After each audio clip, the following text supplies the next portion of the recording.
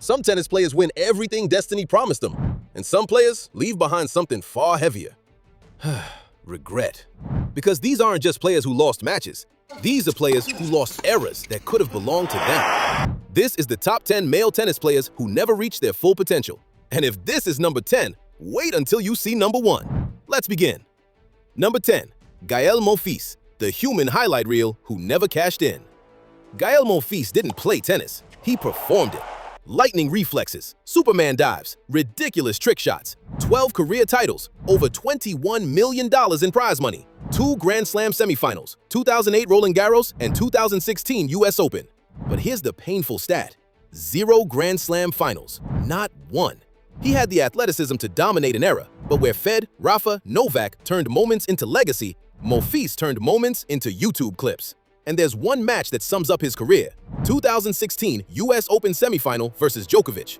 Huge opportunity, NYC crowd behind him, but Monfils turned tactical chaos into comedy, and Djokovic walked through. Loved by fans, feared by nobody in finals. Talent unmatched, legacy unfinished. And yes, it gets way worse from here.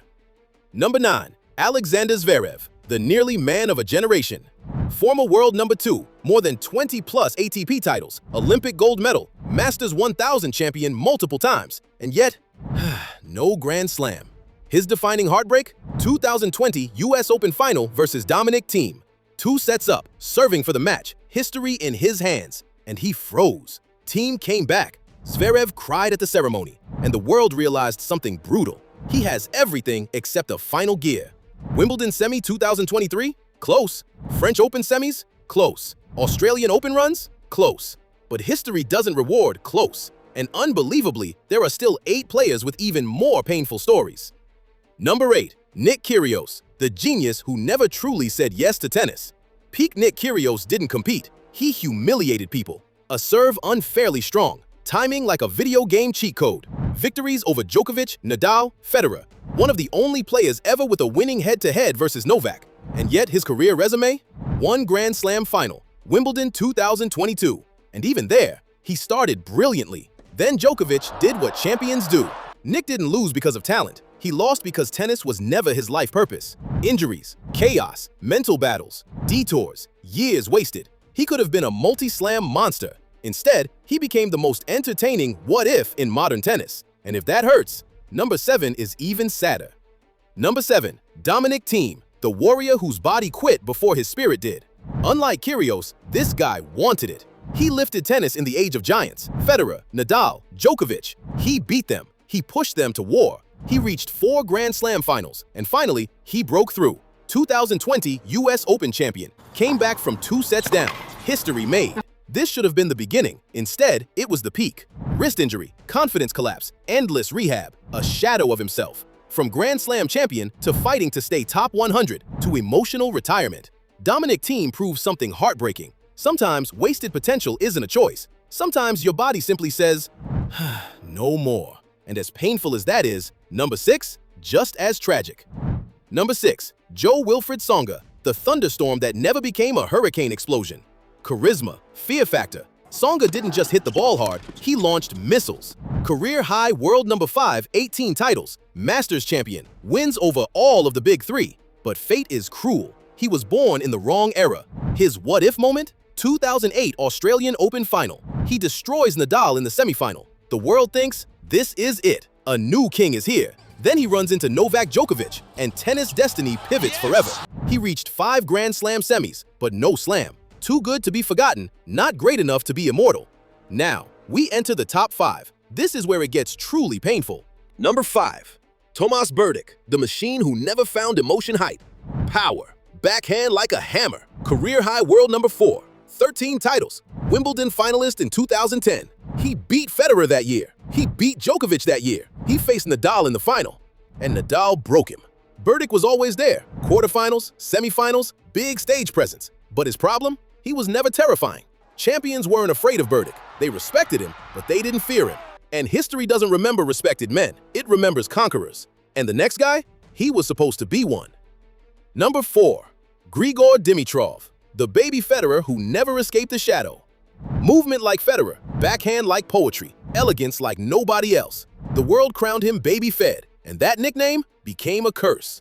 Yes, he won the ATP Finals in 2017.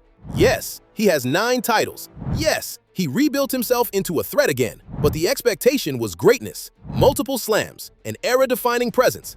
Closest moments? 2017 Australian Open versus Nadal. A war, 5 sets, so close, but not enough. He had the talent to write history. Instead, he became a chapter. Now we enter heartbreak territory.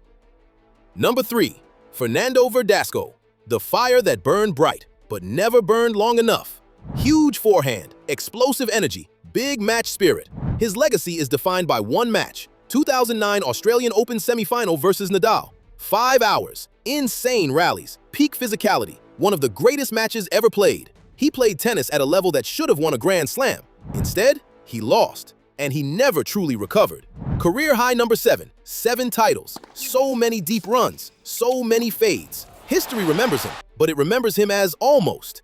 And number 2, he had everything, and somehow still left us wanting more.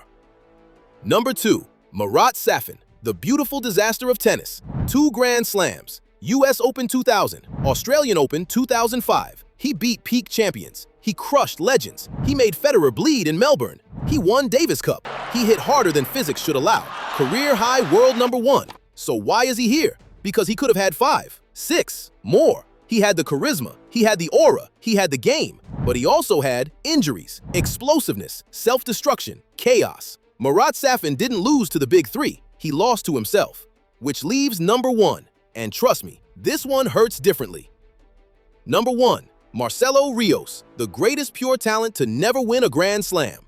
This isn't about never reaching the top. Marcelo Rios actually made it there. World number 1, winner of multiple Masters 1000 titles. He even completed the Sunshine Double in 1998. His shot-making was unreal, movement like liquid, control like nobody else. He wasn't powerful, he didn't overwhelm, he carved the court like a sculptor, and yet, 0 Grand Slams. Injuries, attitude wars, bad luck, moments where he should have dominated, but didn't. He is the ultimate paradox, a man who reached the mountaintop, who never captured the crown that cements immortality. He is the greatest what-if in tennis history.